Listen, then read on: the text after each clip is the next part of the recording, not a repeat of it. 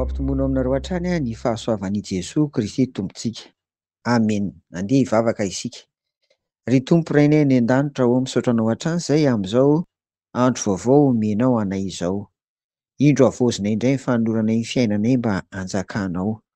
Koa ny tokantranonay, ny asa aman-draharaha, eny ny aty dia manandraikitra sy izay rehetra ho tanterahina amin'ity anio ity, enganeny fanahinao masina no hitary-dalana anay Tompo, ahafahanay manao ny sitraponao anatin'ireny, hifalianay, hiadananay indrindra indrindra, ary aoka mba ho voninahitra izay ho tanterahanay sy ho ataonay amin'ity anio ity. Mamindrako fo aminay Tompo, amin'ny anaran'i Jesoa. Amen. Nandritra ny 2 andro izay dia niresaka mikasika ny amin'ny fitsim-piainan'ny olomboanjo isika. Ary izany dia nahitana taratra fa sarobidy eo anatrehan'ny Tompo ny olona nividiany sy nantsoiny ary nirahany. Tena tiany ary reharehany tokoa satria solotenany eto amin'izao tontolo izao.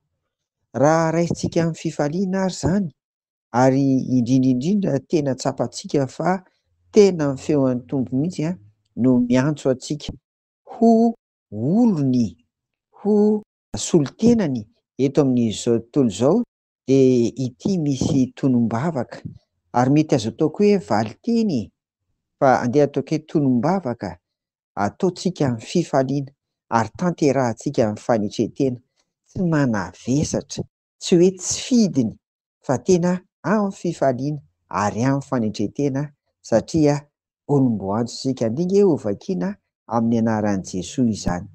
Ny hanao ny sitraponao Andriamanitro no sitrako, ary ny lalànao no ato anatiko. Amen. Salamo 710 izany. Hoy teo hoe vavaka, vavaka ataontsika mandrakariva izany, amin'ny maha-olomboanjo antsika ary havana. Ary indrindra hoy aho atao amin'ny fifaliana, tsy hoe tsy vidiny nefa dia manaraka fotsiny satria olomboanjo tsia.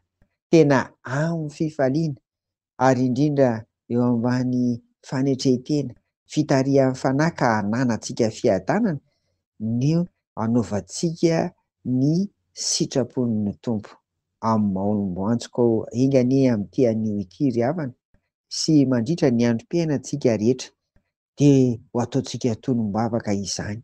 Dia averiko vakiana ary amin'ny anaran'i Jesoa. Ny hanao ny sitraponao Andriamanitro no sitrako, ary ny lalànao no ato anatiko. Amen. Ho aminareo ary ny fiadanan'i Jesoa. Amen.